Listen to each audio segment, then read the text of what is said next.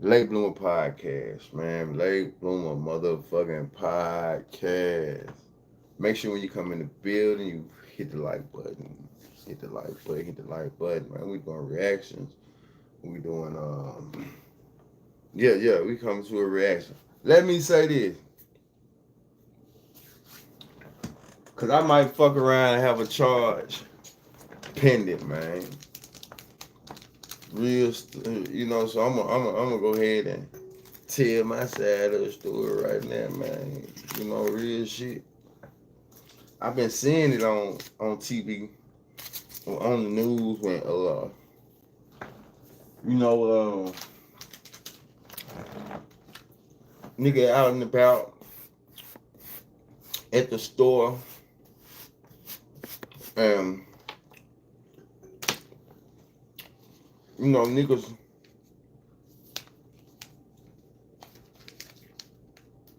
fucking with you, trying you, they seeing guns and shit on your hip or all that.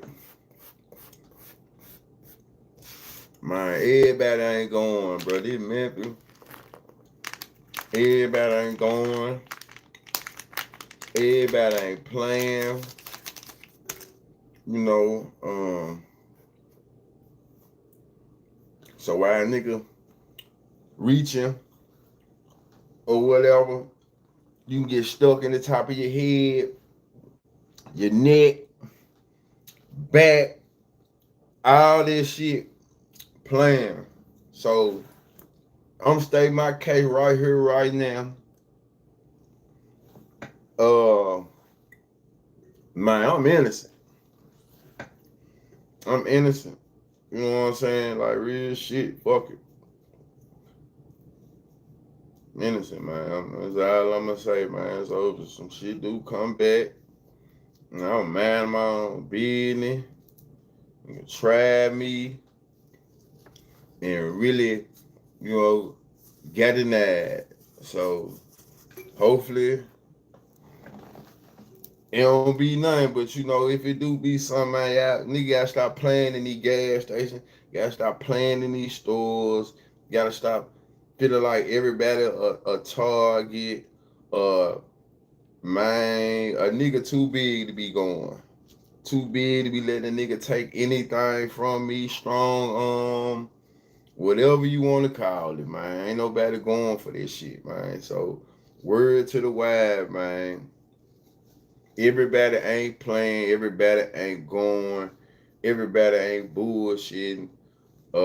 Just because whatever you feel like y'all on out here, bro.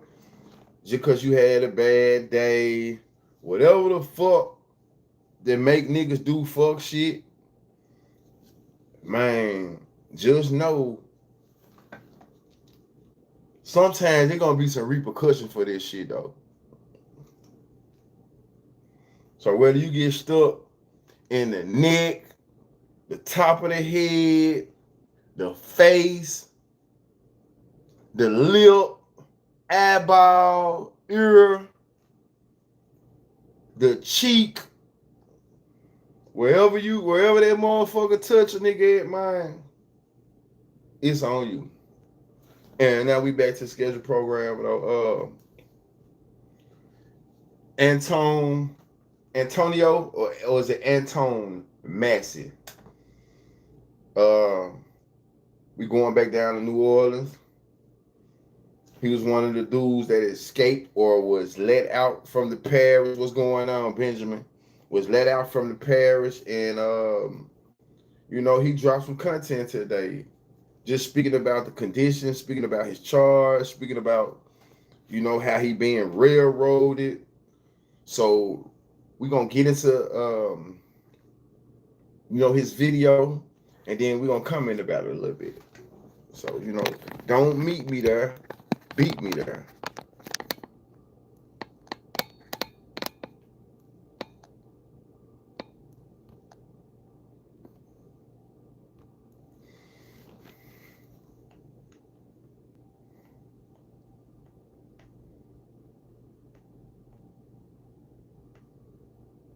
Damn, which one is it?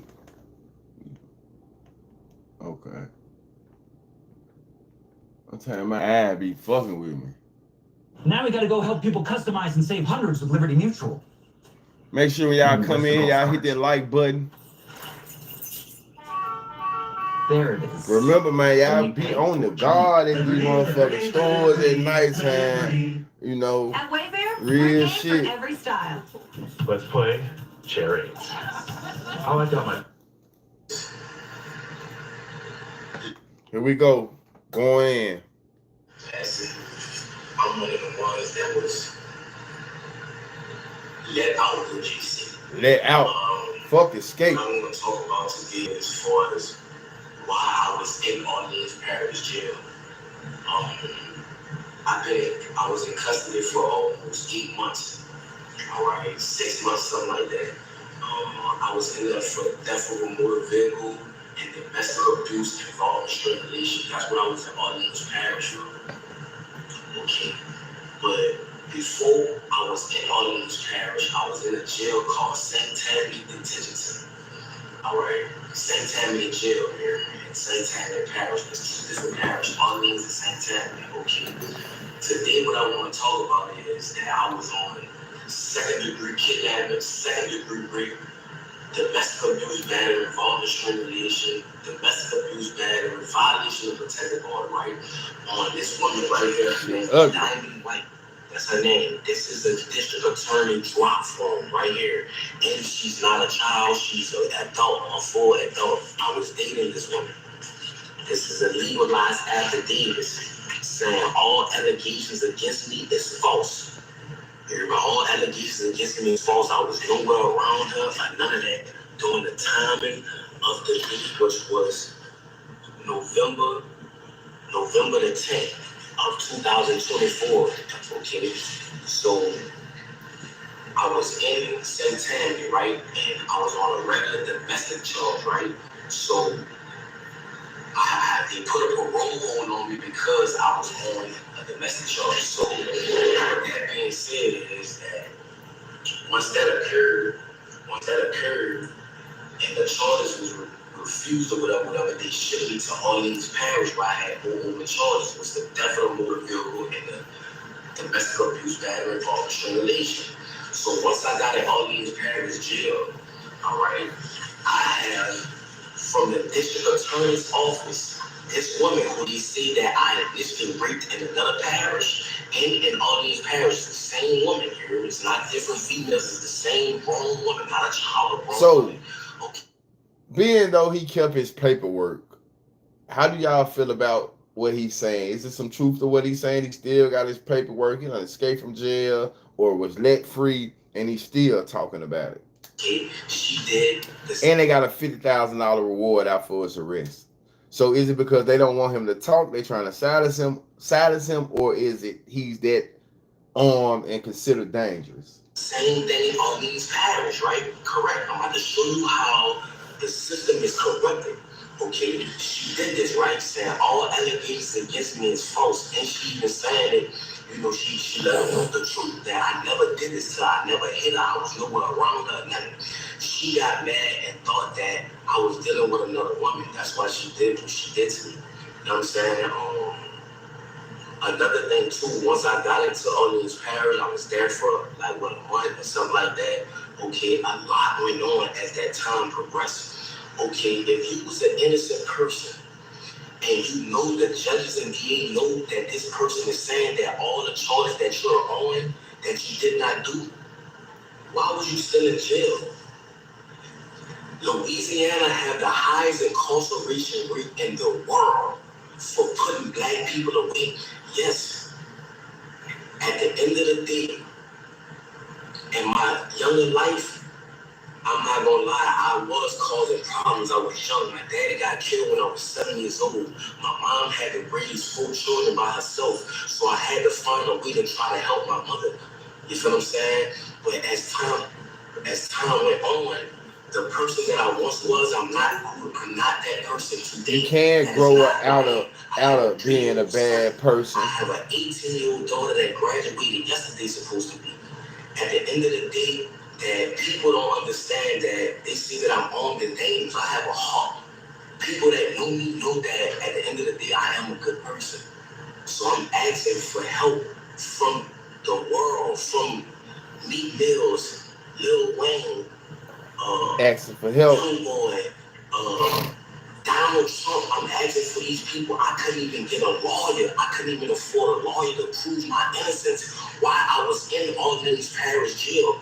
They said that I broke out. I didn't break out. I was let out. My name is Antoine Massey. The guy who said that I threatened him with a shank, the maintenance guy, how could I threaten you with a shank? If you can't come around me, you're a maintenance. You cannot come on the tills without a deputy being behind you. Because if they just let you on the till, you could be persuaded to bring drugs or anything like that nature. So how can I threaten you to jail you? And why you didn't notify the people, the police, that if I did threaten you, you never did that. Like, you flat out lied on me. Sterling flat out lied on me. And I want to let the media know that from the straight tattoos in my face and that nature, of course they're going to believe Sterling. You know what I'm saying? I never told Sterling nothing. I'm willing to take a lie detector test and everything behind that. But that's another subject. Orleans Parish is one of the corruptedest jails. That in St. Tammany Parish is the corruptedest jails in the state of Louisiana. Why was I even incarcerated with a woman saying that this never happened? This is this woman's name. This is the charge, domestic abuse discrimination. This is all this shit in St. Tammany. Why would I in Orleans Parish? Why was I even in jail? We all know, just being over the years though, if you've been in tune with like some of the shit going on, then you know that definitely that Louisiana legal system is jacked the fuck up. It's easy getting into trouble, but it's hard getting out of trouble once you down there, man. So, you know, definitely not in the man's favor. Hey, Jason Williams, the sheriff, Susan Hudson, these people are corrupted. These people was talking to St. Tammany and telling St. Tammany they gonna sentence me behind this and telling St. Tammany if they can't give me, St. Tammany gonna get me. You see what I'm saying? Behind a woman that's a grown adult that never stated that I ever raped her. They have a detective that's over the case that's trying to pursue charges on me because of my prior history. Who I was in the past is not who I am today. So I'm asking for the media. I don't even have a lawyer to help me. I'm asking for help. That's why I ran. You feel me? I'm a grown man. I have kids. I have a mother. I have a baby mother, a child, my children mother. Like it's a lot going on. I'm gonna say this too now. I know the last time I was on the screen for the trolls and shit in here, right? We often talk about what I often said, like, why don't more people, when they in prison and they dealing with a lot of time, why don't niggas try to escape? I remember being around them white boys and Mexicans and shit, like I said, man, anytime, the whole time that the unit yard going on, rock time going on, man, them boys is running. They running. They getting their wind up. Because they praying for a day that they can break free. They got 10, 15 miles in them just running non-stop at their own pace. So here it is. If I was locked up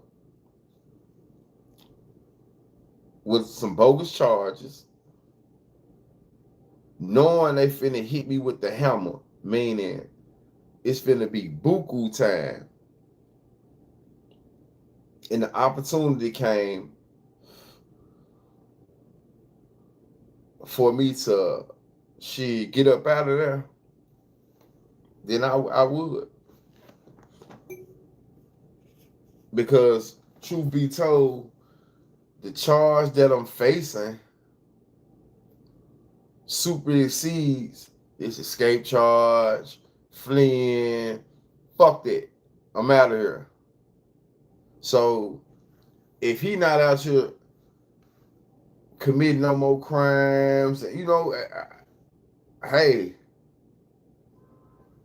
and he been unjustly in prison then I don't see nothing wrong with doing what he doing, trying to shed some light on his situation before it's too late. He don't have a lawyer, he don't have this, he don't have that. So basically he fucked. So this is his cry for help. And let me say this, man, as a man, like doing my work now, I done ran across a lot of people who crying for help. It takes a lot for a man if you ain't that type of man, always with your hand out, always on the fuck shit, the manipulation shit. A real man with pride, it comes a time and point where you don't want to ask for help. You know what I'm saying? Like, but then as you get older in life, you realize, man, you can't do a lot of shit alone. So when a man, for the most part, asks for help, I feel like it's sincere because we don't really want it. We don't want help and shit. You know, a real manly man feel like we can do everything ourselves. So asking for help shows you their vulnerability, some sincerity in it. It's just how I see it. Especially if a person is normally a headstrong type of dude. So that's my take on that. Damn. Let's get back to it. And that's why I need help. You feel what I'm saying? Orleans Parish in St. Tammany is one of the corruptest parishes in the world. And I'm asking for help. There's a lot of corruption, chickens, all type of stuff going on, and they covering it up. They don't care about nothing. In the state of Louisiana, this is something that needs to go under a federal investigation. What's going on? How they handling cases? Why Antoine Massey was in jail if the woman, the victim, the wrong woman, not a child, the wrong woman stated that he never raped her, he never beat her, he was nowhere at her presence. This is the affidavit on the thing right here. This is the drop form from the district attorney office. This woman went did this. I didn't do this. Look at it's legally dated. So the woman that the charge on him then legally went, signed the affidavit saying that this man didn't do this shit. He was nowhere around. She was nowhere around. She's an adult. So why are they still pursuing it? So I'm asking, please, for help. Young boy, Meat Mills, people, LBL, you know what I'm saying? People that been through the system that know it's corrupt. Lil Wayne, Donald Trump, please, I'm asking for help.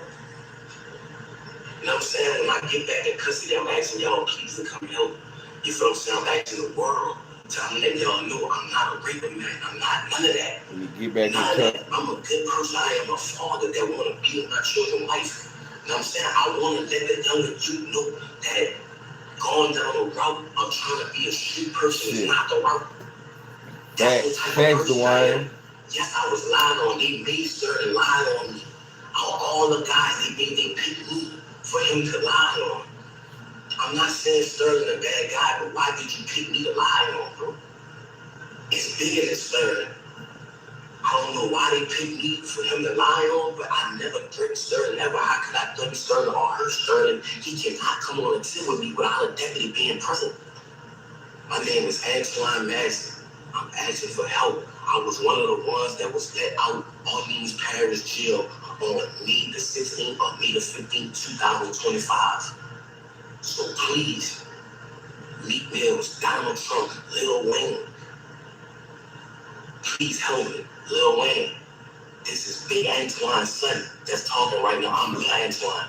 I was in your mama wedding when she married Rabbit. I was the ring boy, Lil Wayne. Please help me. Fucked up. I was thinking, it looked like he got 17th on his face anyway. I was thinking he looked like he from Holly Grove or some shit. So he definitely called Lil Wayne, dropping Lil Wayne name for a reason.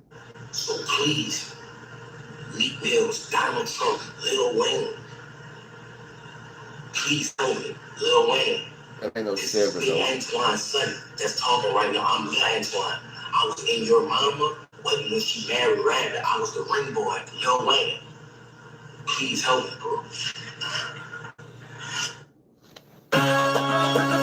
So, do y'all think he gets help?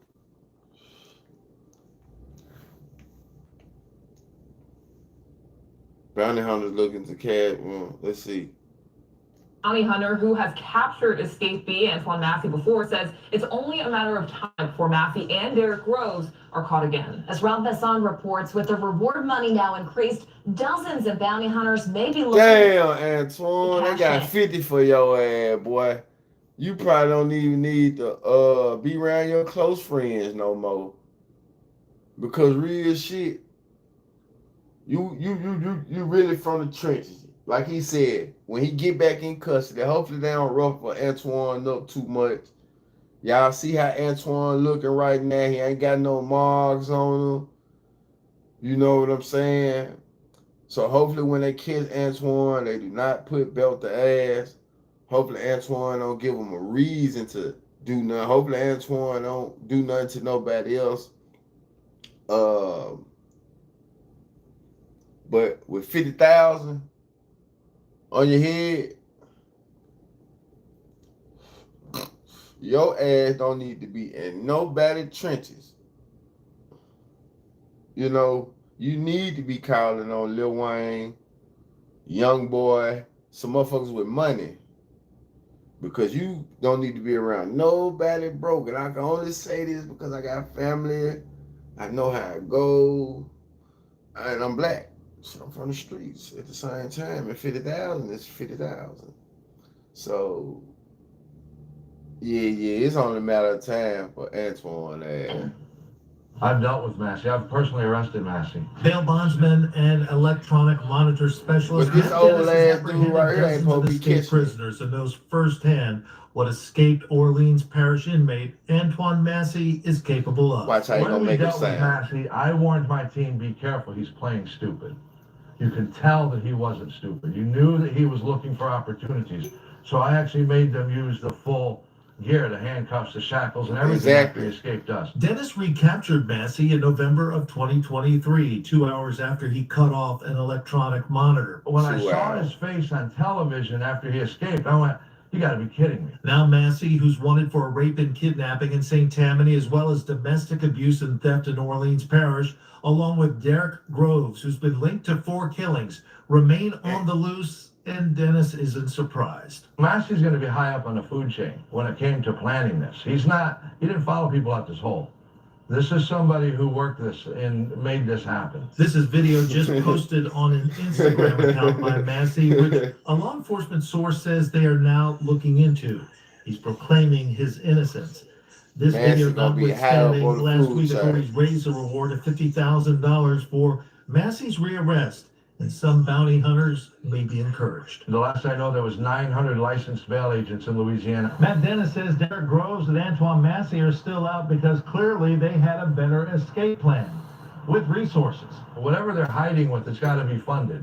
When that funding runs out, they're not going to be hiding anymore. Dennis says one thing more than any other often forces people on the run to resurface. Believe it or not, in our world, looking for people, when the number one thing that drives a guy back out of hiding is he needs a shower. And Dennis and others say it's only a matter of time. They're going to get tired and frustrated as they try to move around Louisiana or move around the metropolitan area. They know the walls are closing in. Any thoughts on where they might be? Not far. Not far. They're not far. I was just looking at Derrick at Massey house. I was like, they look like some. He's still at the bottom for sure. This shit definitely look like, just for me, it look like a home could be a home. All of them can't look the same, but it just look like a Louisiana home from the inside. Let me see what Mr. Derrick Groves got going on, man.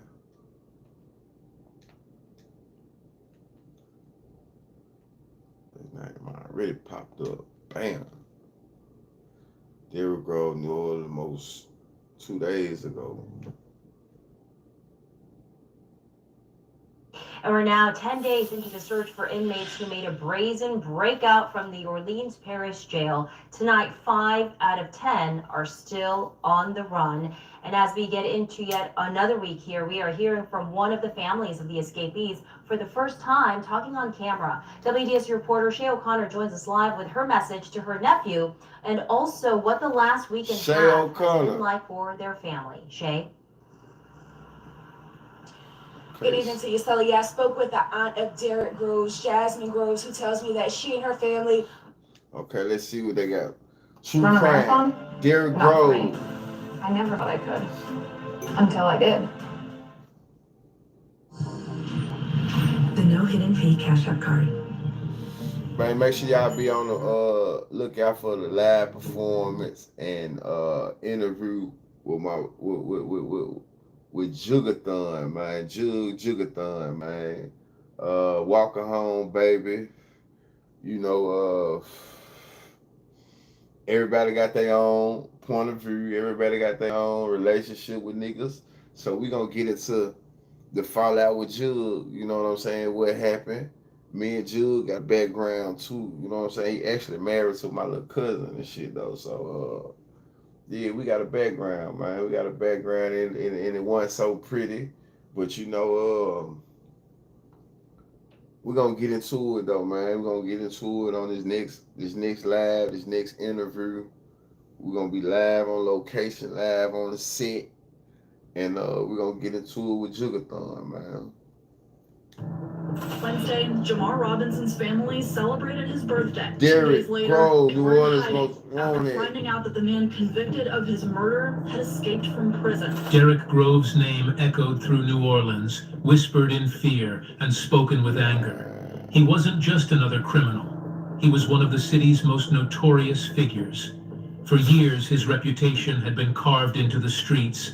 4 men killed, multiple drug trafficking charges, and deep ties to violent crews. His story was tangled in a web of gang connections and deadly hits that left neighborhoods trembling. And now, after escaping from the Orleans Parish Jail, that fear had turned into panic. The city braced itself. Families of his victims, still grieving years later, faced the nightmare of him being free again. Prosecutors, exhausted by years of trials, feared what his freedom might bring more violence and more pain. This was not just a jailbreak. It was a reopening of wounds that New Orleans hoped had finally begun to heal. And so, the manhunt for Derek Groves is more than a search for a fugitive. It is a desperate effort to restore some sense of safety to a city still haunted by his violent past. I'm uneasy. Look, these have not been the most relaxing days since I found out from the media. This is the story of a man, a monster, and a city on edge. Welcome to the hunt for Derek Woo Groves. But before we begin, and if not you find saying, this video not interesting, saying Antoine Massey situation and his charges are not to be taken serious, but I can understand, you know, why Derek Groves' situation heighten your senses just a little bit more. You know what I'm saying? I already connected to 4 bodies, so we slanging 9. So that mean if he not trying to get out of New Orleans, Louisiana right now, nigga really trying to make their way to Texas, or well, that's the normal thing, trying to get to Texas. So nigga really don't even be trying to get, nigga be trying to get up top, really. You know, if you gonna do something. But you know, we got Texas, but most likely, man, I can understand though why they'll be so in fear if Mr. Derek Groves is out though. please give it a like at the end. Allegedly, everything I'm saying is for entertainment purposes, but they saying he connected to 4 bodies right now. So yeah, it's a lot of street shit going on with Mr. Derek Groves. And tell me what you think about the case. It really helps the channel. And don't forget to subscribe for more. Thank you. Derek Groves grew up in the heart of New Orleans' lower 9th Ward, a place where survival wasn't guaranteed and danger lurked around every corner. The streets shaped him, toughened him. It was a neighborhood marked by struggle, where violence was part of daily life and loyalty often meant life or death. Hey man, remember, But Derek's story wasn't y'all just be about the careful streets. going in His these family stores. They trying you. So if you ain't about being tried, if you really know you can't defend yourself, hey man, don't go in this store with your concealed weapons being shown or whatever that entice these people to try you. So, yeah. carried a heavy burden. So, in 1994, Kim Groves, his grandmother, was murdered outside her own home. However, the killing was no random act of violence. It was orchestrated by a corrupt New Orleans police officer, Len Davis, who had been terrorizing the neighborhood for years. Davis, nicknamed the Desire Terrorist, ran a drug ring and used his position to cover up violence and crime. When Kim filed a complaint against him for police brutality, alleging he had beaten a young boy in the neighborhood, and it sealed her fate. Davis ordered a hit on Kim Groves. A hitman named Paul Hardy was sent to silence her. Kim was gunned down in cold blood right in front of her family home. The murder shocked the community, but for Derek, who was born nearly 3 years later, the impact was personal and profound. Her death left his family shattered. Kim's children, Derek's mother Jasmine, and his uncles Corey and Stephanie fought tirelessly for justice.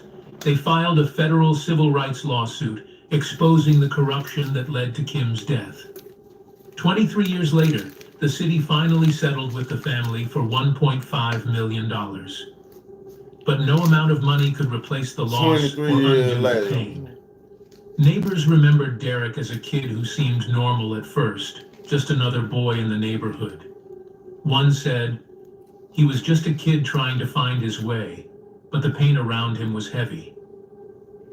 Another family friend added, that murder of his grandmother wasn't just a loss, it was a wound that never healed. He wasn't born though. The lower Ninth Ward didn't just raise maybe by being the wound that never healed, you know, I can get it. It trickled down to the kids, his parents, the brothers, the siblings, you know, and it could have took a toll on the family to where it affected his upbringing. Eric, it shaped his choices, his survival instincts, and the dark road. But how he made it sound like it was directly affected by he wasn't born. Didn't become a killer overnight. His descent was slow, layered, and shaped by years of chaos around him. It started with small things, stolen bikes, street fights, and late-night runs with older boys who already had records. And by the time he was 17, the stakes were higher. In 2014, he was accused of shooting his own godfather, Christopher Bush. It happened in Holy Cross, and Bush was critically wounded. But before the case could go to trial, Bush was gunned down in a separate incident. He'd left behind a written statement absolving Derek, but prosecutors said he only wrote it out of fear. The jury didn't buy the state's case, and Derek was acquitted in a 10-2 vote. That was his first real brush with the system, and it didn't stop there. Then Groves became a name whispered around the Ninth Ward. He was never the loudest, but people said he was smart and calculated. He kept his circle small and didn't talk unless he had to, and when he did speak, it was often in code. The streets taught him the rules: never show fear, never snitch, and never get caught slipping. He learned how to move like a ghost, quiet, fast, and always one step ahead. And by 2016, his name had started appearing in police reports tied to violent incidents, assaults, suspected drive-bys, and drug runs, but nothing stuck. He was slippery, and he knew it. Then came the alliances. One name kept showing up beside his: Kendall Barnes. Barnes had his own reputation, a known enforcer with ties to local crews. Together, they moved like shadows. There were whispers about paid hits, about Groves being the kind of man who handled problems permanently. His social media didn't help, and in several now deleted posts, he rapped about doing hits, flashing signs and dropping cryptic lines that sounded too real to be lyrics. One post went up just hours after a fatal shooting. People noticed and the feds noticed. And from that moment, Groves wasn't just another street name. He was a target, but he already knew how to play the game and he wasn't playing to lose. However, why would I use kayak to compare This shit just travel it's sites like at the once? same old knuckleheaded shit though. Trust anything else to do the job right. We're out here doing all this destruction, and it's like you just got to tell social media Shop about in it. store and online for 0% financing and instant rebates on select steel mowers. That shit crazy, man.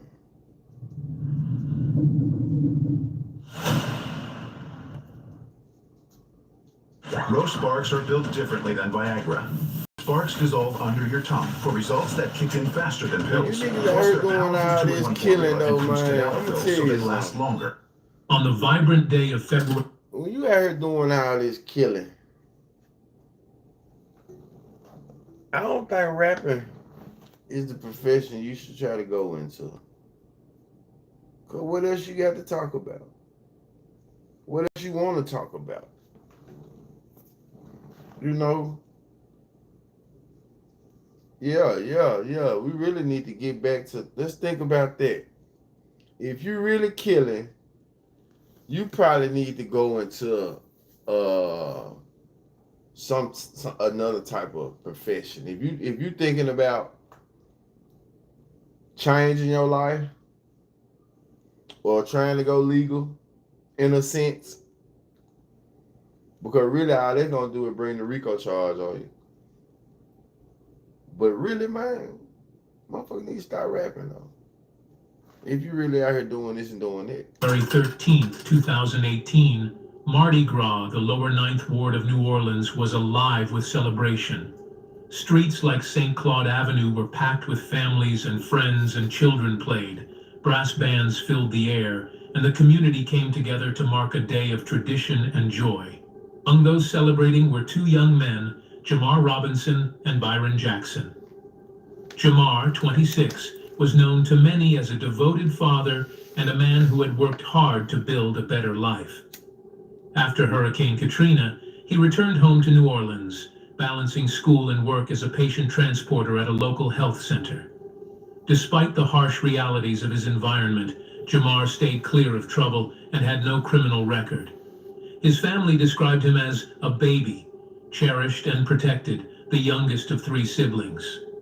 Also, Byron Jackson, just 21, was affectionately known as Big Baby to his family because of his size and gentle spirit. A 2015 graduate of McDonald 35 High School, Byron had been accepted to Southern University at New Orleans to study business. His early life was marked by resilience. 2 years earlier, he had survived a shooting that left him wheelchair-bound for months. Yet Byron fought back, relearning to walk and pushing himself to reclaim normalcy. His family recalled him as full of life, deeply rooted in faith, baptized young and surrounded by love. That evening, Jamar and Byron were at a house party on St. Claude Avenue, surrounded by friends and neighbors. The mood was festive, the sounds of celebration all around.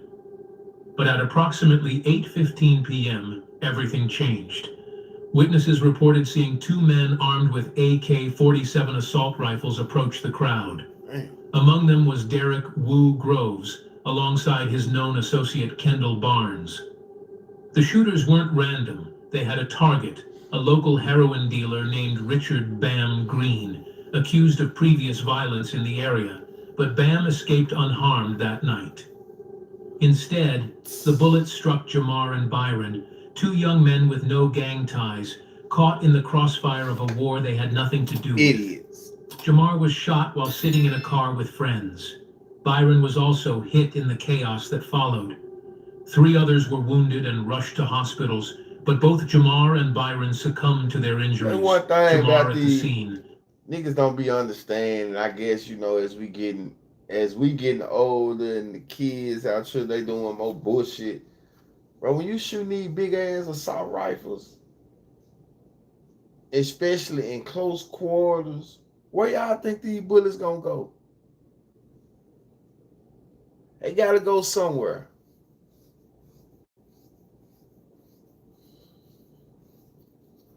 Man, I just thankful, man. Thankful, man. And it ain't.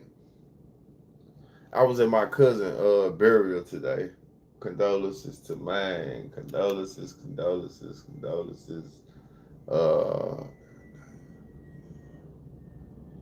They're not in Louisiana anymore. They don't need to be.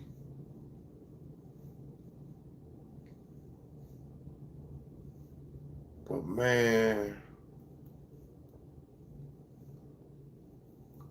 shit just fucked up out here, man. Byron after hours in intensive care. Made in USA, though. Also, Eric Robinson, Jamar's cousin and close friend of Byron, was also at the scene. He survived, but was shot 5 times. In court, he gets shot 5 times and he ain't got nothing to do with nothing. You see how crazy that is, though? 5 people done got shot. And they ain't got shit to do with shit. Kill 2 motherfuckers. Man. Testified about the surreal and violent moments. Boy, how he had noticed so a suspicious car parked nearby and instinctively armed himself. When Groves and Barnes opened fire, Eric was hit but managed to fight back, firing his own weapon before falling. His courage was a stark contrast to the chaos around him. Other eyewitnesses recounted the panic, children and adults fleeing, the stunned silence after the gunfire, and the heartbreak as emergency services arrived too late for some. See something. The families of Jamar and Byron endured constant pain. Each delay, every courtroom drama, reopened wounds that never healed. But in October 2024, after 6 long years, the justice system finally delivered a unanimous verdict. Groves was found guilty on all counts and 2 counts of second-degree murder, 2 counts of attempted murder. Groves was convicted last October of killing Byron Jackson and Jamar Robinson on Mardi Gras Day in 2018 in New Orleans' 9th Ward. He was given 2 mandatory minimum sentences of life in prison. Groves was tried 3 separate times in the killings. One was overturned due to being convicted being a non-unanimous jury. Another was a mistrial. During the third, the state secured a conviction. When you don't have every single witness come forward, we're able to use the words and videos and posts of Groves himself from his own social media, in which they were bragging about what they did and making threats. The room held a heavy silence as the verdict was read. Prosecutors, families, and community members alike felt the weight of the moment. For those who lost loved ones that day, the verdict offered a small measure of closure, a recognition of their grief, and a long-awaited step toward healing. However, Derek Groves' criminal record didn't start or end with the Mardi Gras shootings.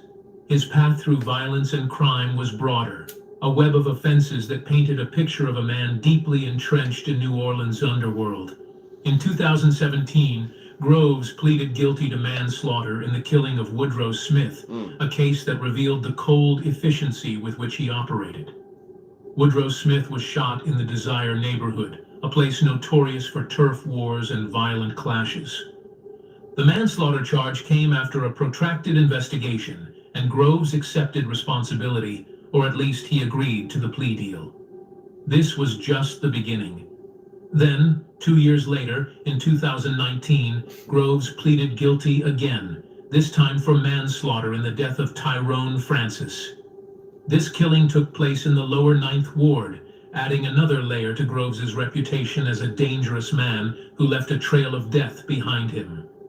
Both cases reflected a pattern of violence fueled by territorial disputes, drug deals gone wrong, and personal vendettas.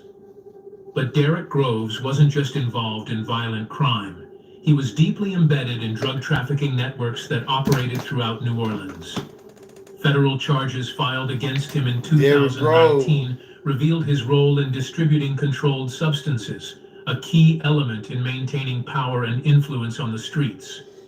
Prosecutors detailed how Groves leveraged these illegal operations to fund his activities and build alliances, but his violent tendencies didn't stop once he was behind bars. Prison records and court documents exposed a more disturbing side. Groves attacked another inmate who had testified against him in court.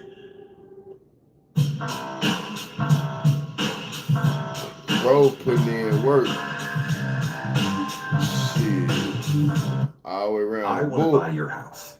I can pay you cash for your house no matter what condition it's in. If you... This brazen act wasn't just an outburst. It was a calculated attempt to silence a witness and intimidate anyone who might stand in his way. It showed that even in custody, Groves wielded fear as a weapon. Prosecutors painted a grim picture of a man who was more than just a killer. He was a threat to anyone connected to the we case. See what's going on. This the man that's on the loose here. So here you go. Clean could. Here you go right here. Revealed the deeper roots of his criminal empire. These cases showed a man who had long chosen a violent, lawless path, one that would eventually lead to a massive manhunt and a city gripped by fear. The night of May 16th, 2025, started like any other at the Orleans Parish Jail, but by dawn, it became one of the most infamous nights in New Orleans history. 10 inmates, including Derek Groves, vanished into the city's dark shadows.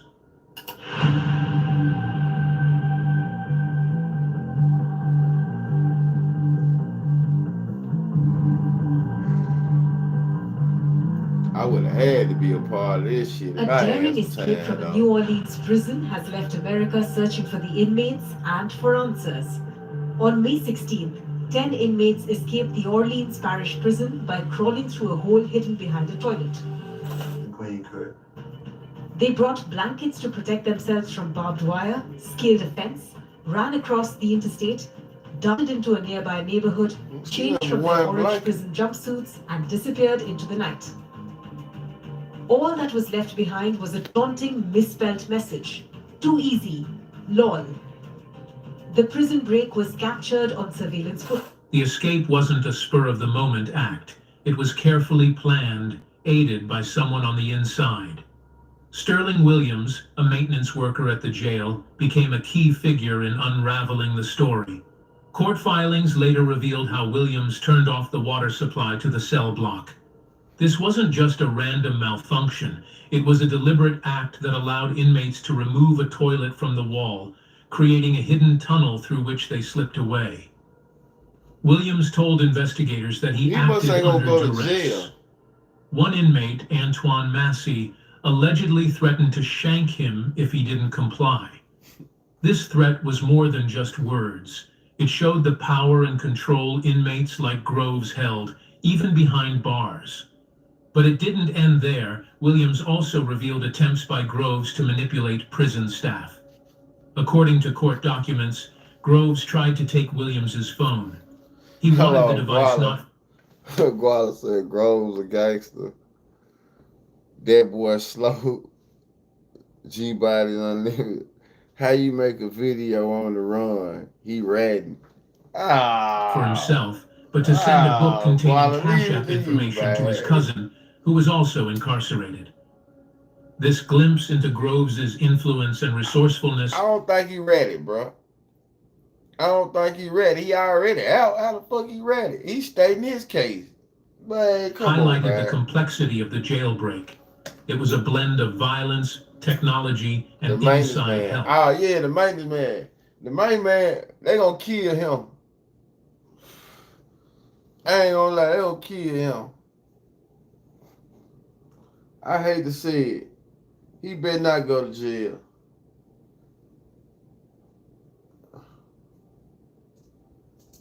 But yeah, Groves don't play this shit. Antoine probably told him you gonna... Groves don't play this shit. Y'all think Antoine told dude he was gonna shank him? Do y'all think he was under duress?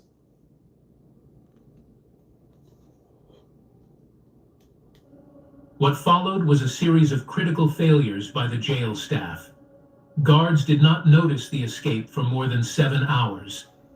By the time a head count revealed missing inmates, several precious hours had slipped away. Y'all don't know, 10 public notification of the gone. breakout was 7 delayed for hours. over 10 hours. This slow response sparked They let outrage you across know the the city. prison, a bullshit ass District prison. Attorney Jason Williams did not hold back. Let me tell you something. Let me tell you something now. For 7 hours, they don't know 10 prisoners gone. They let you know they ain't in that monitoring this shit. Man, them folks, man, stop it. Criticized the jail's handling of the escape, calling it a failure that put the public in danger. His words echoed the fear gripping New Orleans, a city already reeling from the violence tied to Groves and his associates. Meanwhile, families of the escapees scrambled to make sense of the chaos. Some went into hiding, fearing retaliation or worse. Community members expressed panic and disbelief.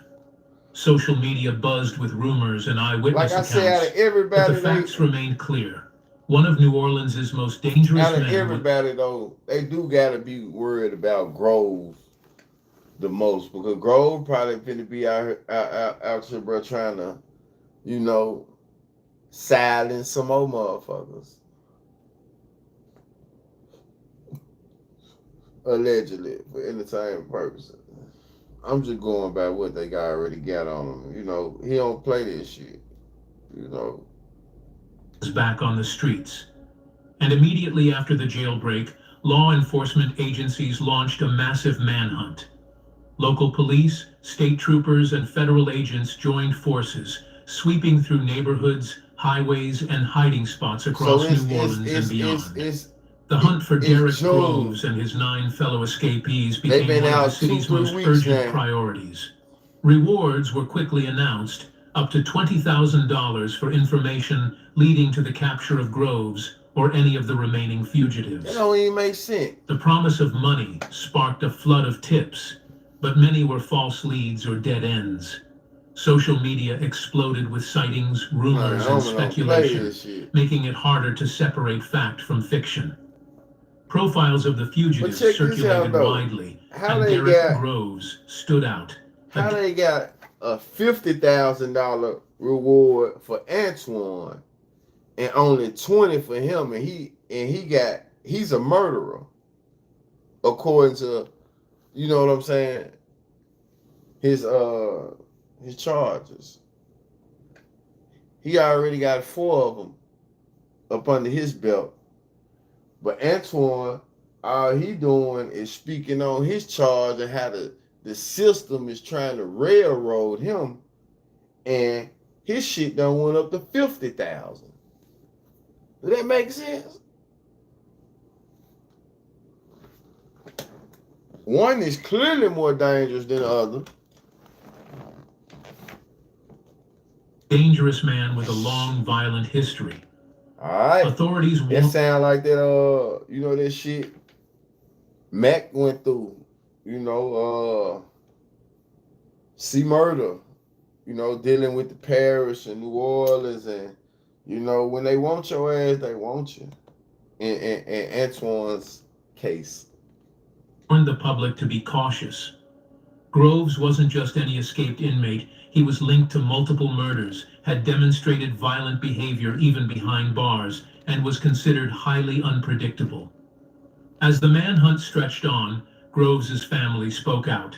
His aunt, Jasmine Groves, pleaded publicly for him to surrender.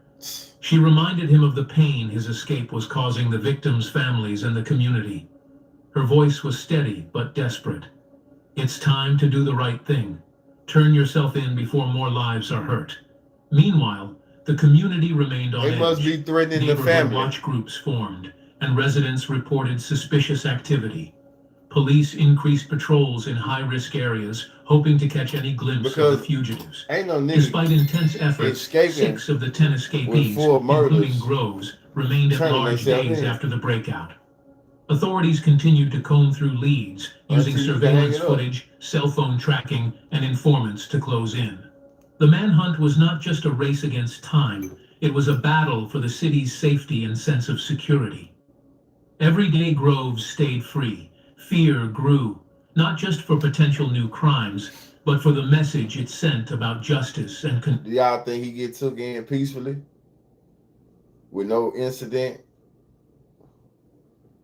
Control. In the midst of this chaos, one thing was clear. One thing is clear. They better not be around nobody broke, like I stated earlier.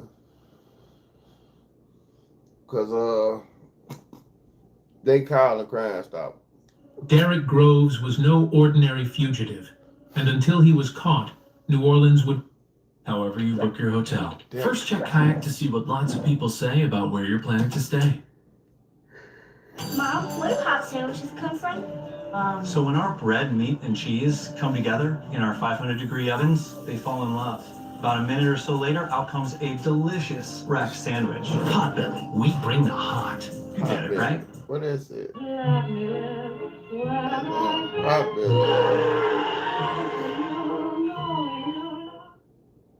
What's up, America? It's your boy Ice-T.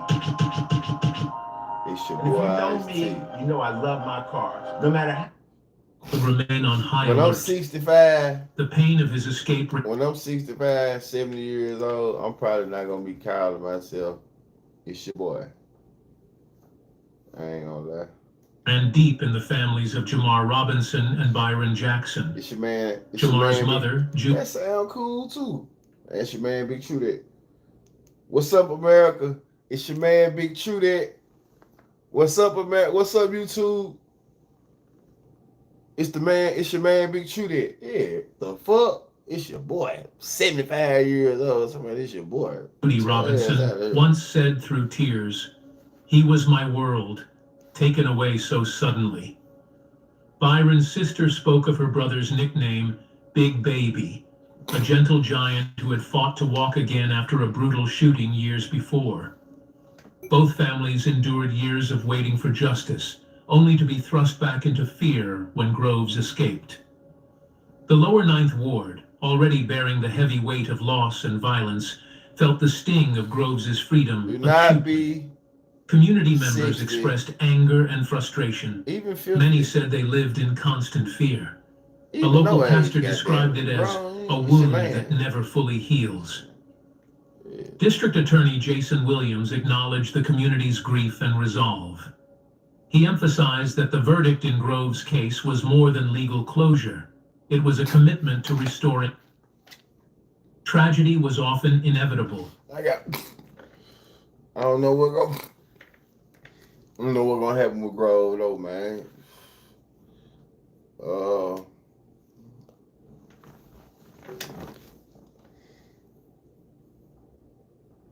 No, bro. Gangster for sure. Maintenance man, playing game.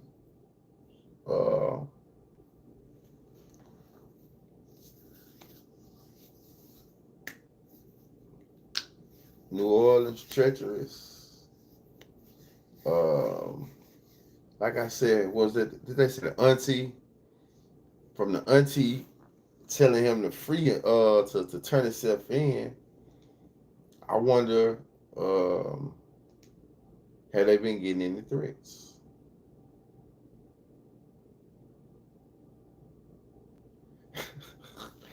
$50 Cent asked Trump not to pardon Diddy.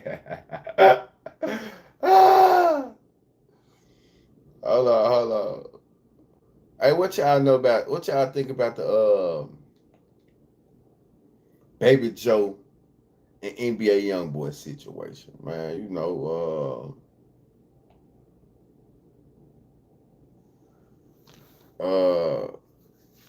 YoungBoy put in a rap that Baby Joe stole $70K. So that's why you ain't been seeing Baby Joe around. Maybe some of y'all maybe not be too familiar with it. Some of y'all may be. While I know, you probably know. But you know, Baby Joe been going live. He been on the internet. He been, you know, stating his case. So, what I want to ask y'all, in this new day and age, this new world that we living in, because he had a lot of people. I think it might have been his sister, some more people. You had people in the comments like, bro, you ain't got to explain yourself.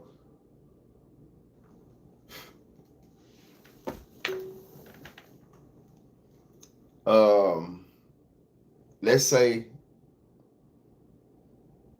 if it's not true, young boy passed out and he took it. So, made in USA. So that's what you say, right? So I was finna say,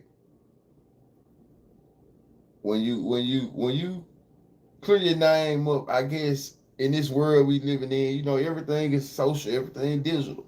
Shit, bro, put it in a rap. So I guess he won't defend his name. Shit, baby Joe said he didn't take it. Baby Joe said he didn't take it. But Baby Joe might knew who took it.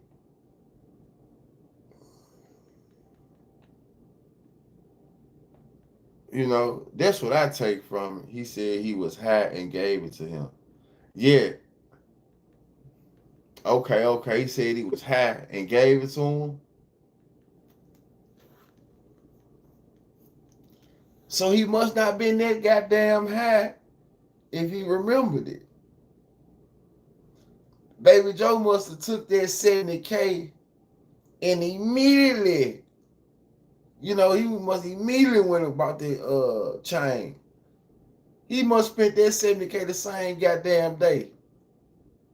How fast can you spend? I ain't gonna say that. Because I'm trying to see, let's just say it happened like that. Okay, I'm high off the lane, I give you the 70K. Then tomorrow, I remember I gave it to you. How much? I mean, I say, hey, bro, how do we get into the conversation? Say, round. You know, how do we get into the conversation? How do you ask for 70K back? How long was they apart? I gave you the 70K, then I don't see you for 6 months. Like, it's a lot of holes in the story now. It's a lot of holes in the story. Do drop in the comment. I'm finna get in the Baby Joe, right? Do drop in the comment though. So when you sing ain't no getting it back, ain't no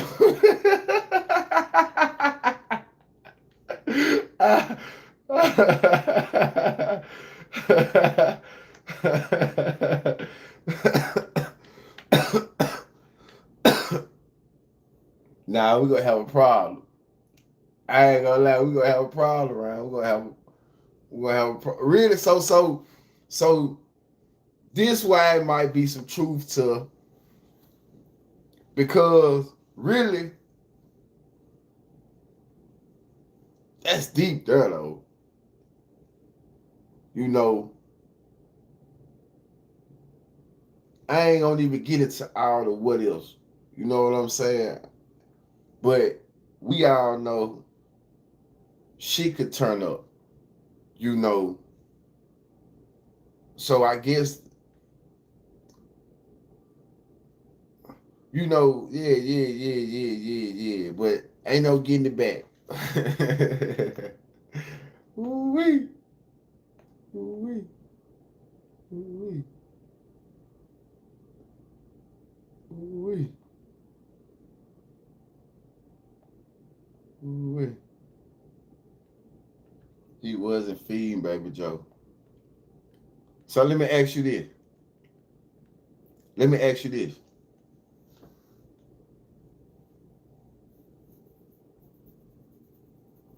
I just want to ask you this. Let's get into this conversation then. He wasn't feeding Baby Joe.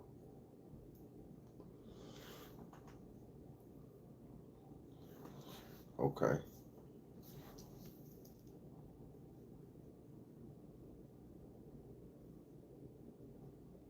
What was Baby Joe worth? Like, far as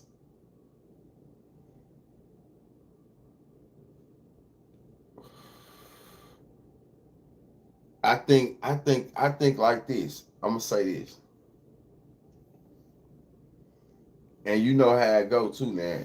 When you young, you know, everybody probably mishandled some shit. Not making no excuse, right? Mishandled this, mishandled that. But it seemed like, okay, you got it. Here we go. We finna get into it.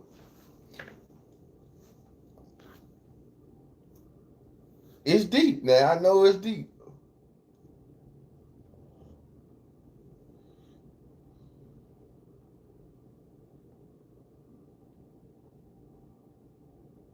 So y'all saying if you have money and don't look out for your homies and fall asleep, this shit go.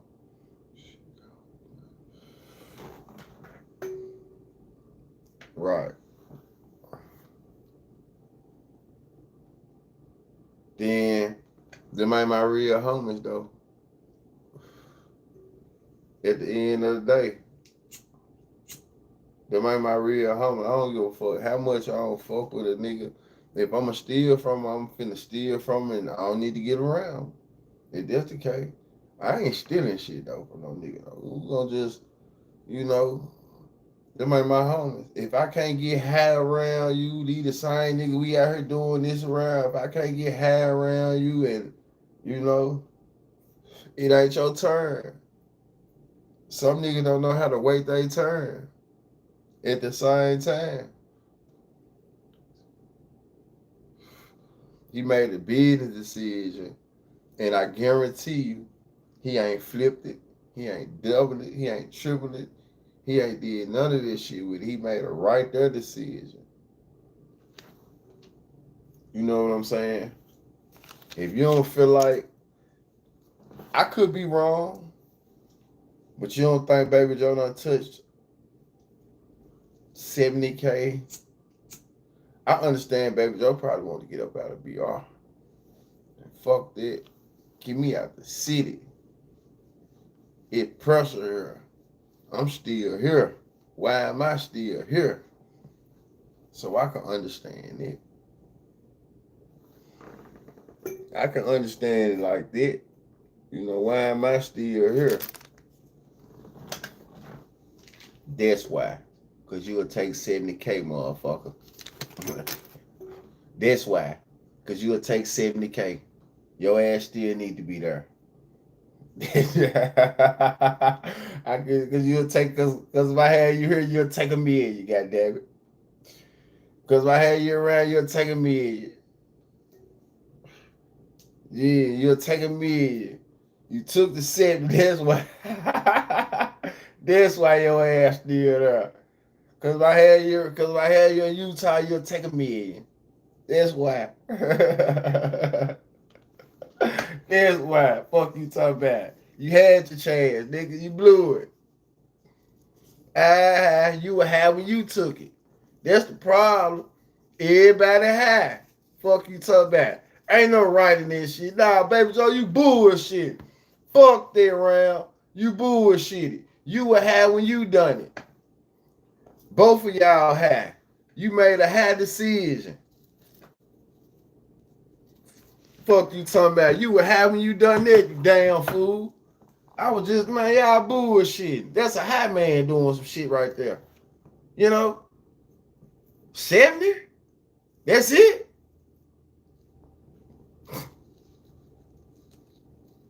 You damn fool. And y'all talking about the wolf. A wolf don't need, he don't even know how to do, he ain't know how to deal with the 70. Goddamn fool. What going on, Elwood? Man, Baby Joe, let me listen. Let me get into this Baby Joe shit. Y'all tripping. Baby Joe called her NBA young one for giving dump. Man, little dump. And then this the thing. Like I said, what Baby Joe worth? Lil Dump can actually rap. He done mimic NBA Youngboy to the point where Even though he get high, allegedly, he can rap though. Baby Joe was getting better on the job. But Baby Joe ain't shit, you know, just being real. When it come to it, he getting better on the job. But man, nobody listen to no goddamn Baby Joe. I'm just being real. Baby Joe was the same man doing interviews, high lips twisted up, talking about the pain and, you know, which I understand. But when it comes to talent, rapping, yeah, okay, you know. All right, Baby Joe. All right, Baby Joe. Baby Joe, when I go back to Baton Rouge, I'm gonna be in the show, so I ain't gotta be in the South. But I'm just saying, Baby Joe, we just being real, man. Yeah, NBA could have did more, he could have did that, but at the same time, okay, mistakes were being made. All right, I get it. But you ain't gotta steal. Keep it real. Tell a nigga some shit. Hey, Top, this ain't gonna work. This ain't gonna work. This agreement we got, this alignment we got, you know, instead of, that's what's wrong with niggas on all levels. Niggas harbor feelings and then do pussy shit and then won't understand it. What he should have did was when he hollered at his man.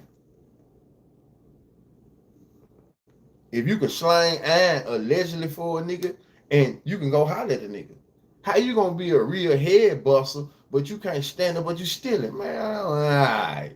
Fuck out of here. You know, allegedly. If you a real wolf, then you can holler at a nigga about your bread. You can holler at a nigga about some bread. You ain't finna bite your tongue about no motherfucking bread. If you really doing this and you doing that.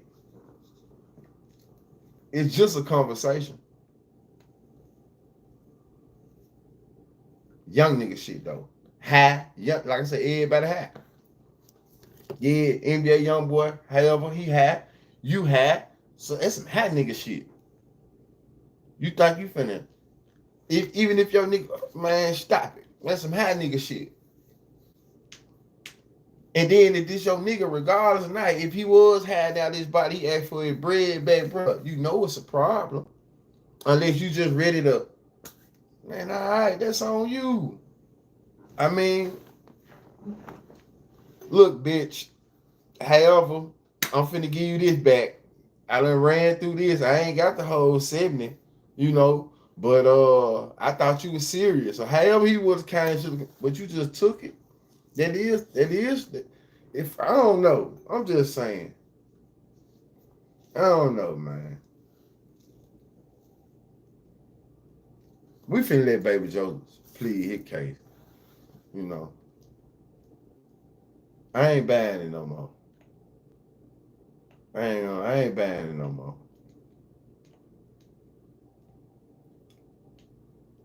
I ain't buying the shit no more. So let me find this out where he really.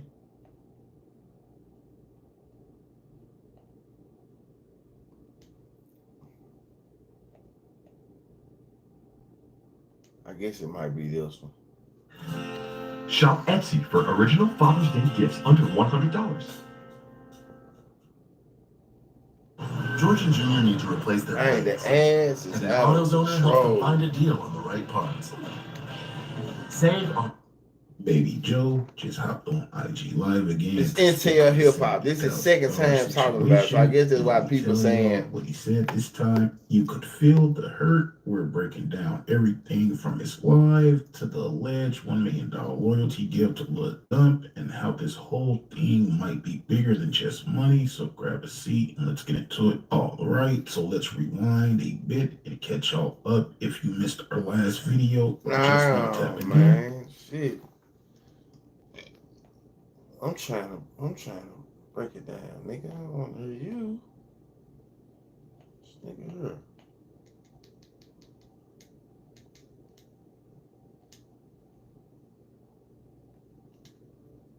when I seen this shit on my phone, it was Baby Joe.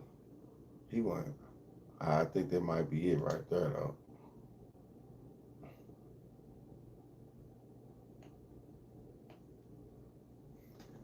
Baby Joe, for a new unreleased song on Okay, what you talking about?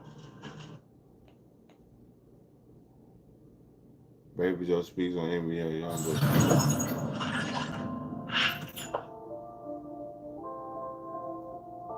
YouTube, what's going on? This shit crazy. Now I can't find it no more.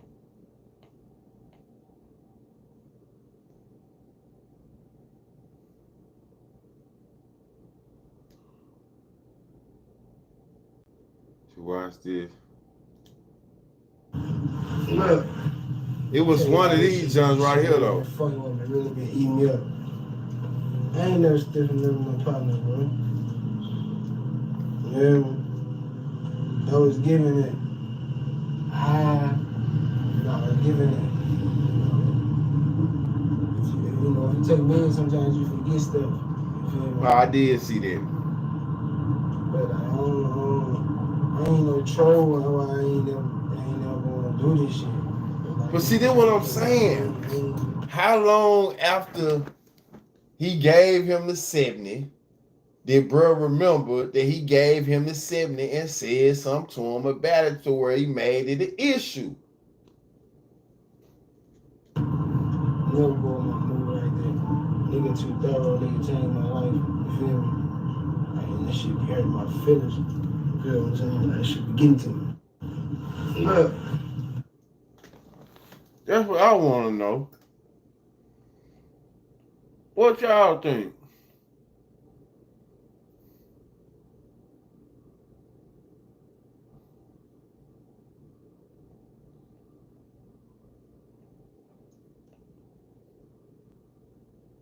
I can't even find this joint no more.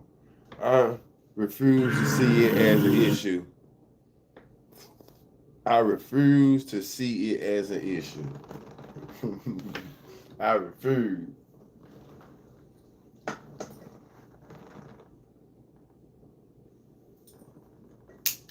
I mean, I can understand it. Trust me, y'all. I can understand it. Give me 70,000. But me, bro,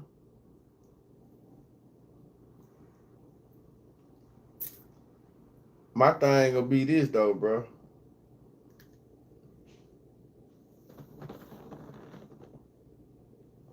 I'm gonna be done spend some of your shit, but I'm gonna give you your shit back, and we just still like we gonna fall out. Cause evidently it's gonna be a fallout anyway.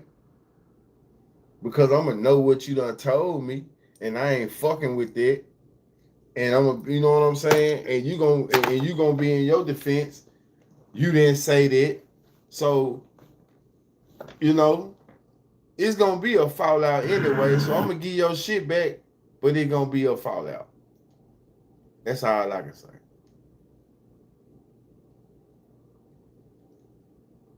I'm trying to find the John I sing. That's just me. Because it's so much that can come behind this shit. 70 to, you know,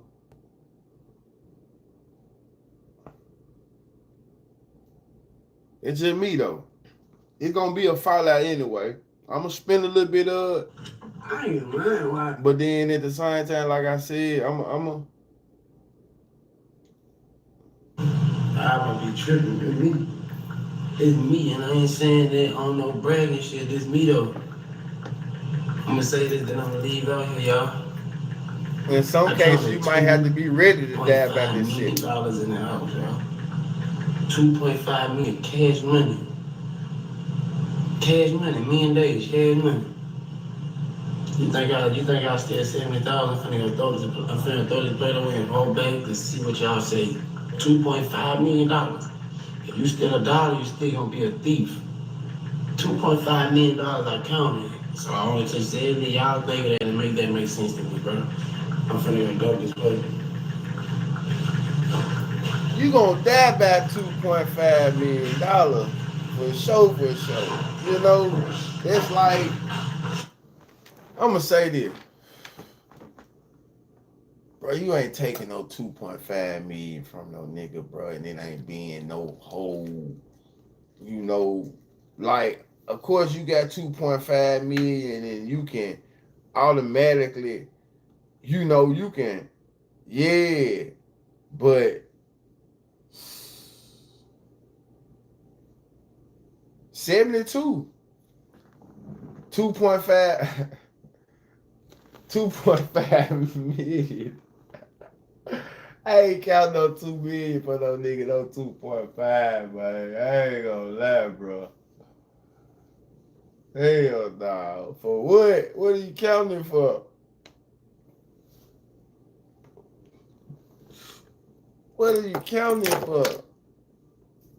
That alone, a nigga should have got 10,000. You know, 20,000 for counting 2.5 million. Shit.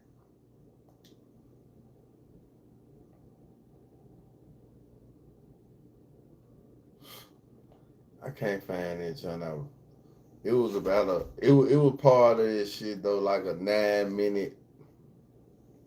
I don't know if Baby Joe. Okay, NBA gave it to him. Like I said, it's gonna be a fallout regardless. That song hard too. The NBA song, that's just hard. It's gonna be a fallout regardless. You know, I guess it just is what it is. Hopefully it stay what I would say this. Seeing where is it now that young boy done rapped about it, Baby Joe addressing it, I would leave it alone now though. You know, the one I saw, his people was telling him, you know, leave that shit alone and fuck, you know, thinking with your heart right now. Now it's time to think with your mind. Because normally how it go is, it start off like this. A nigga doing some explaining, but at the same time, he entertaining. A nigga shouldn't even be showing or letting that much money be seen unless you breaking bread, folk.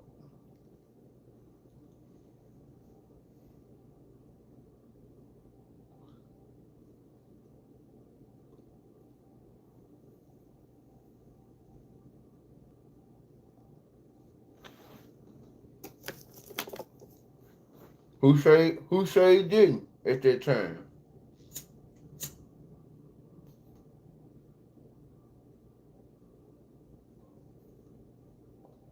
Who say he did?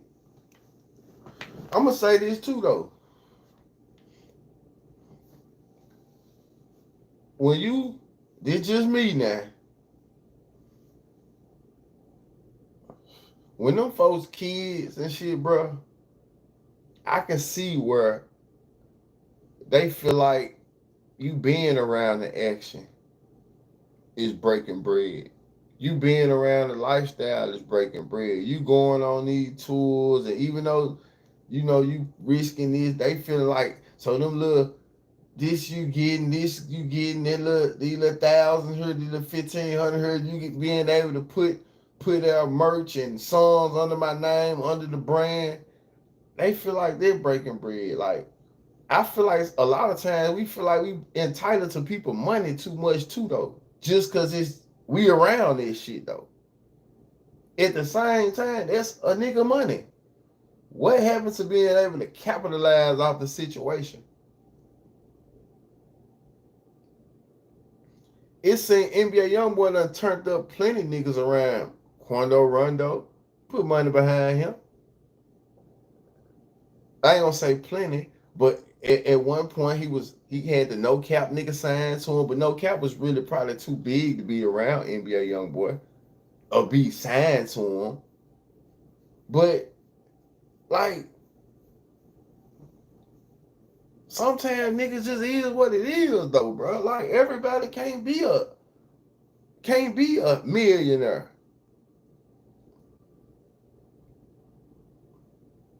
I don't know. know, bro. I mean, sometimes you have to find your hustle within the hustle. And niggas don't know how to do that either. If you a waymaker, bro, you gonna come up if you around the action, man. That just is what it is, bro.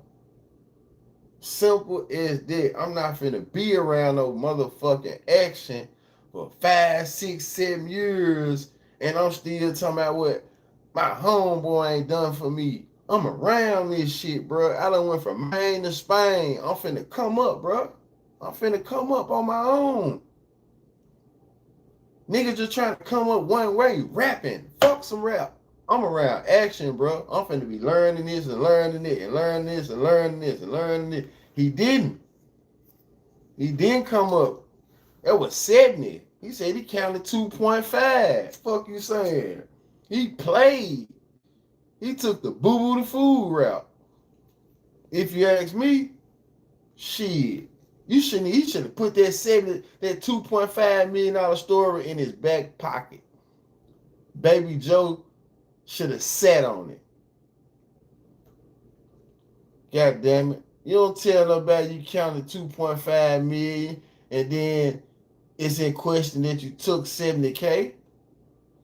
I understand that's the loyalty, let's see what the operate. That's the loyalty, saying how loyal you are, but man, fuck that.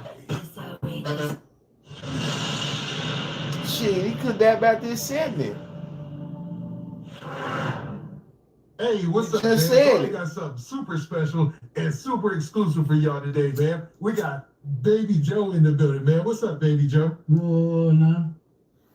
Nah, that's what's up, man. So, Baby Joe, man, this has been a pleasure, man. I a long time coming. I couldn't wait to interview you. And I really, man, want to get to some things first, though. What you been up to lately?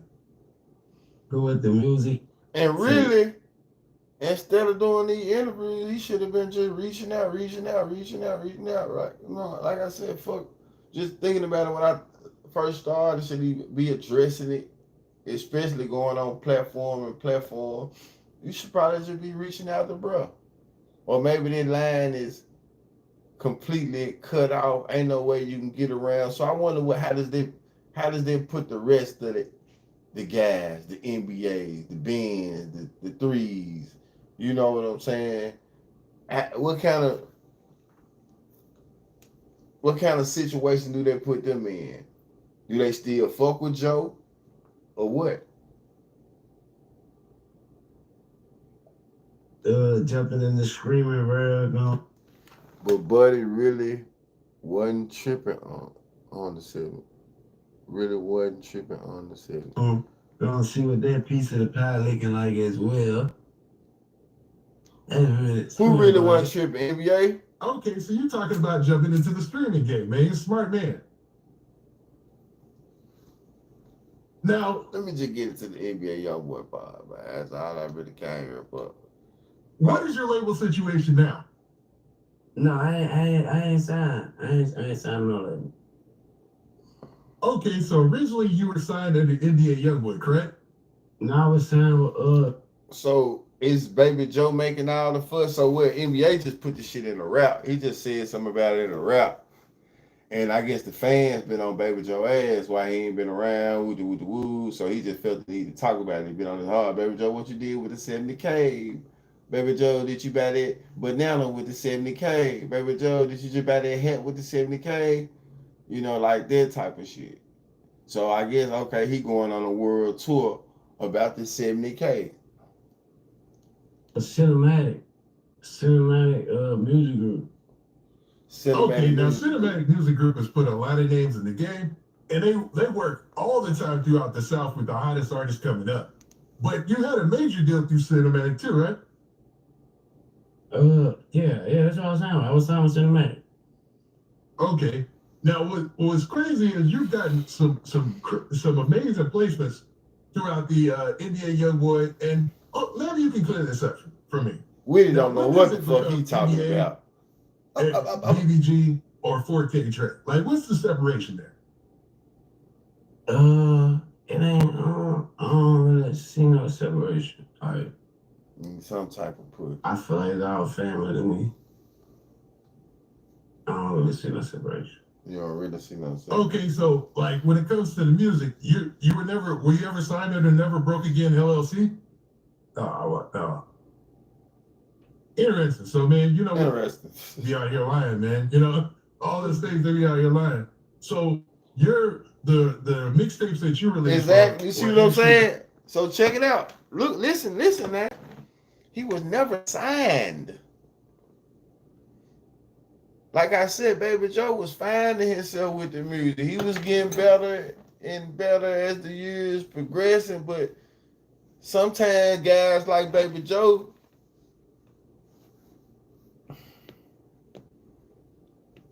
we need guys like Baby Joe.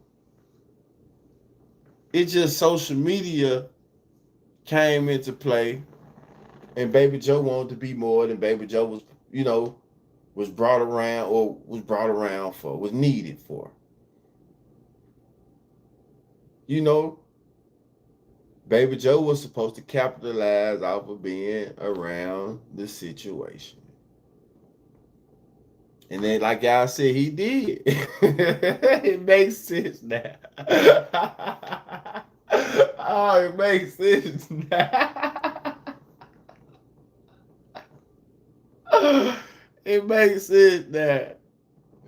He should have did a little better though, man. Look at him. Look at that picture. Just look at that picture. That don't look like he stole 70K. That don't look like a nigga that stole 70K. Look at Baby Joe. Baby Joe. Man, Baby Joe. Man, stop it. You took that 70K, man. Under Cinematic Music Group? Yeah, that was under Cinematic. You took that 70K from Kentrell. Now, for a time period there, weren't you listed on Atlantic? Still got slits in your eyebrow. Hell yeah. When I had slits in my eyebrow, I was still in my ass. And then they'd have a breakdown of your songs and stuff? Still got slits in your eyebrow. And both of them. Yeah. Hell yeah. Okay. Now, I just remember when you guys first burst on the scene, and I remember when you guys were first getting signed. He took that 70K from your picture there. I want to say, and he got slits in the eyebrow. Maybe not. Maybe I was wrong about that. But definitely something under. You can't trust slits in the eyebrow. Trust me. I don't know. In 2025, you cannot trust slits in the eyebrow. Trust me. Okay. If you know anything about slits in the eyebrow, they let you know everything. I just solved the case. Signed the Cinematic, and that's what you was rolling. I just solved the case, y'all. Trust me. Nah, that's dope. Baby Joe stole that 70K. Fuck that. No.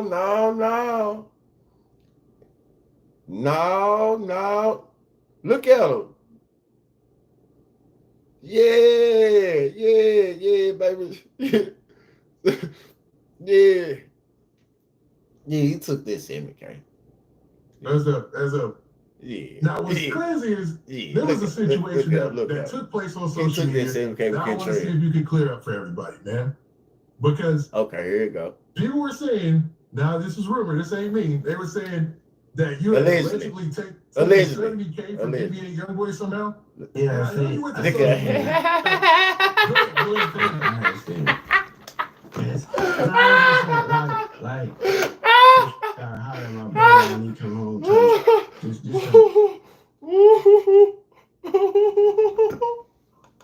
saying, now this is rumor. Shit. Shit, hold on. What? Y'all don't think he took that 70K? Man, stop it. Man, stop it. Man, he took. Hey, what's up? Man, fuck that. We getting right back to it. We ain't gonna hell nah. Look at him. Look retarded in the excuse me. Thought I was steal for you. Was that? Nah, hold on. Okay. Now, why would people think that? Nah, I missed it. Hold on. Okay. Hell no. Umbrella, right? Hell no. Look at that reaction. And Now this is rumor. This ain't me. They were saying that you had allegedly taken $70K from NBA YoungBoy somehow. Yeah, I know you went to social media. Go ahead, clean it up. I had seen it. It's it's just like some holler at my brother when he come home type. Just some some in-house shit. Okay. Now, why would people think that you had taken $70K from NBA YoungBoy? Shit, he ain't said it in the song. That's correct. Yeah, that is true. You mentioned it in the song. And then you made a response, and then your response was on Instagram, and you put it in your response, pour one, the song. Then it said, after all you did for me, you thought I would steal from you. Was the quote? Yeah. So was that you basically clearing up that rumor right there? Type shit, really. That's really, but I don't really like. Who are you looking at? Go too far on it, I know, and like that, like I'm gonna holler at him, and however he, if he speak on it, then he speak on it, like that. But like, I think that's just like some misunderstanding. He must have hollered. Nah, I get it. Some things, man, You must have hollered on him. Gotta stay with. He must have hollered on him. Cause there you go talking about it. There you go talking about it. There you go talking about it. There you go talking about it. There you go talking about it. There you go talk. Yeah, he stole that shit. Look, tell y'all, really been eating me up. I ain't never stiffing little money. So,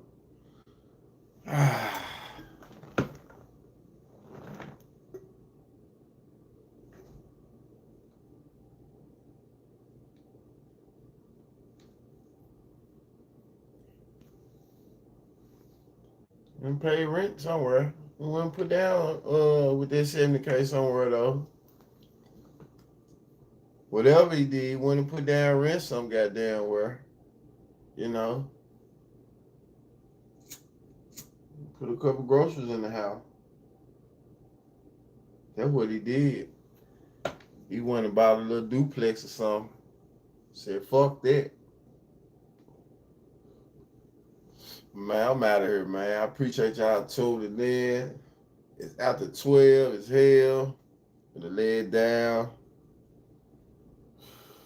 Man, y'all pray for Memphis. This shit dangerous. Every day. We're gonna get back into it tomorrow, man. Just show y'all like, every day. It's been every day. We about 40 days straight, man. Going in, somebody that lost their life in the city of Memphis, though, bro. So, yeah, it's fucked up.